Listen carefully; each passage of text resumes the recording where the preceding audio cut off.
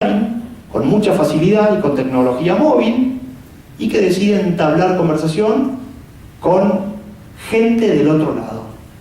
Amigos, qué sé yo, con gente del otro lado. Conversaciones útiles, algunas. Comparten contenido, el que quieran. ¿Eso conduce a algún lado? Bueno, no sé, en algunos casos sí, en otros no. Entonces las redes sociales son como la cuarta capa de esto. Ahora estos hitos que he ido nombrando, conforman un estado de situación hoy. Yo les dije, Internet, 2.300 millones de internautas y subiendo.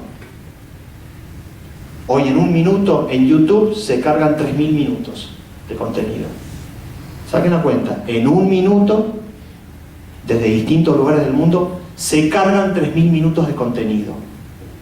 Con lo cual, asumiendo que YouTube no tiene nada de contenido antes de este minuto, y que permitimos que este minuto se produzca, y que se cargan 3.000 minutos de contenido, yo debería pedirles, no carguen más, denme una semana para que vean todo el contenido, y ya pueden cargar otro minuto. Y así sabría todo lo que se carga en YouTube. No superó el flujo de información. ¿Se sienten abrumados? Así deberíamos sentirnos. No superó el flujo de información. Ese es Internet hoy.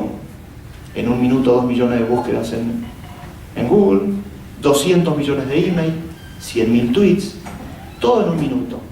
Un mundo que intercambia, un mundo que conversa. Este es el estado de situación hoy.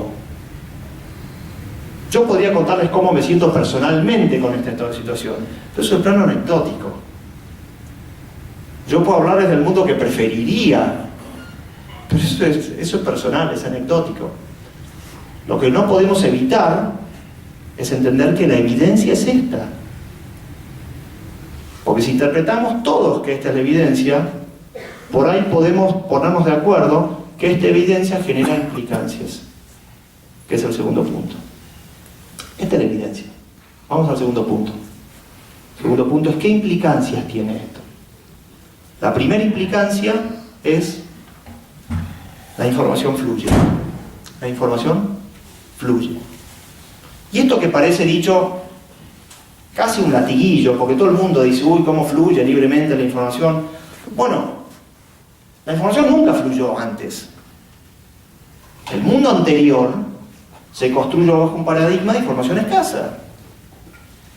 Y el anterior al mundo del siglo XX y siglo XIX, la gente guerreaba por la información. Con lo cual, no es normal que la información fluya. Y esto es un desafío enorme para la humanidad. De golpe, resulta que para estudiar en Stanford, no tengo que ir a Stanford, porque los profesores transmiten online, en vivo, todas sus clases. ¿Cómo? Sí. Stanford hace 3 meses anunció que va a transmitir online, va a hacer streaming de todas sus clases para que uno lo pueda seguir en tiempo y forma dictado por el mismo profesor. ¿Por qué Stanford me regala las clases si yo no le estoy pagando los $50.000 que hay que pagar para ir a estudiar a Stanford? Bueno, porque Stanford está viendo también cómo sigue esta película. Pero el diferencial de Stanford ya no va a ser la información que te dé adentro de un curso. ¿Cuál va a ser? No lo sé. Tal vez por eso, cuando un Bill Gates dijo hace 2 años, prepárense porque dentro de 5 años no va a haber más universidades, o la universidad va a haber perdido sentido, Bill Gates también está viendo un fenómeno de deconstrucción o reconstrucción del sistema. ¿Y este sistema por cuál va a ser reemplazado? Ni idea. Ni idea. En el año 2010 tuve la suerte de trabajar en el Ministerio de Educación de la Ciudad de Buenos Aires y me pidieron que arme y que lance el programa de una computadora por alumno. Así que visité un par de escuelas afuera, hice un par de viajes, y uno de esos viajes me invitaron a un congreso. El Banco Mundial hace un congreso en el estado de Maine, en Estados Unidos. Y el título del congreso me hacía suponer que yo iba a volver con la verdad revelada. Los programas de una computadora por alumno se los conoce como programas one-to-one, uno a uno. Y el título del congreso era One-to-One Big Ideas Summit.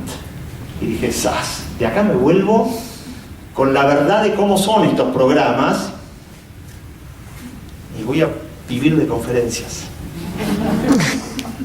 Bueno, llegué a Maine, a una montaña donde había una cantidad de gente sesuda, importantísima.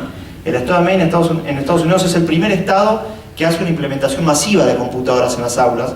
En el año 2001 entregaron 80.000 equipos, lo cual era una barbaridad, porque el programa de una computadora por alumno, así como lo conocemos, lo lanza Nicolás Negroponte en el foro de Davos en Suiza en el año 2004, con lo cual hacer esta distribución de equipos en el 2001 no respondía ni siquiera a un pedido ni del Banco Mundial, ni del World Economic Forum, ni de nadie. Bueno, el estado de Maine en el año 2001 lo había hecho.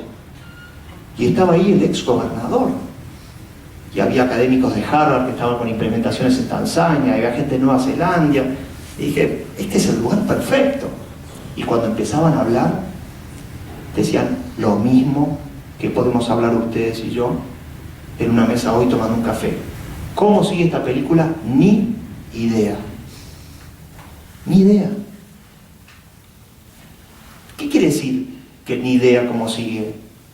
Que dado que nadie sabe, no hay un plan. Estamos construyendo permanentemente esto. Vivimos una situación, como diría Google, en estado beta permanente. ¿Sí? Prueba y error.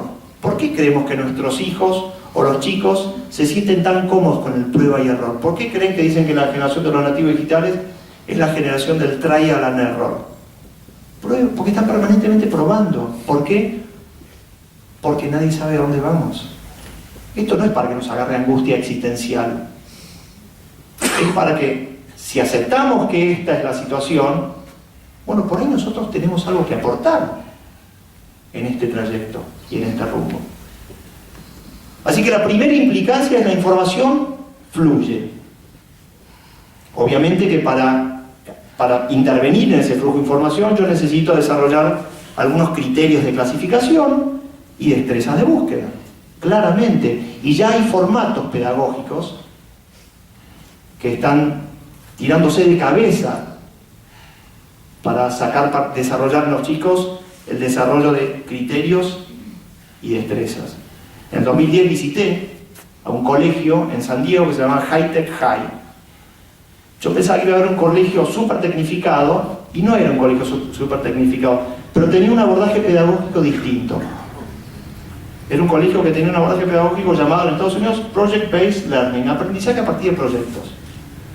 ¿Y en qué consistía? Por ejemplo, entrabas a la clase de Historia del siglo XX, primer día de clase, viene el profesor y decía, bueno, alumnos, que se armen los grupos y que cada uno elija un evento del siglo XX en el que va a trabajar exclusivamente todo el cuatrimestre.